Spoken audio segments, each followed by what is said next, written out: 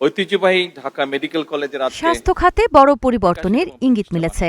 চিকিৎসা সেবা আরও সহজলভ্য করতে একগুচ্ছ নতুন পরিকল্পনার ঘোষণা এসেছে, যার লক্ষ্য রাজধানীর ওপর চাপ কমিয়ে সেবা পৌঁছে দেওয়া দেশের প্রতিটি প্রান্তে।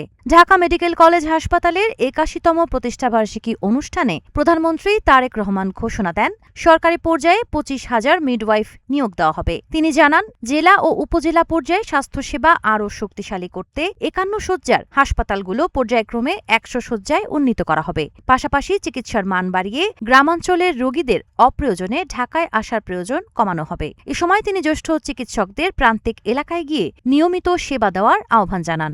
অনুষ্ঠানে প্রধানমন্ত্রী তার সহধর্মিণী ও ঢাকা মেডিকেলের সাবেক শিক্ষার্থী ডাক্তার জুবাইদা রহমানকে সঙ্গে নিয়ে অংশ নেন। পরে স্বাস্থ্য শিক্ষা অধিদপ্তরের ২০ হোস্টেল প্রকল্প এর আওতায় ২টি ছাত্রী হোস্টেলের নির্মাণ কাজের ভিত্তিপ্রস্তরও স্থাপন করেন।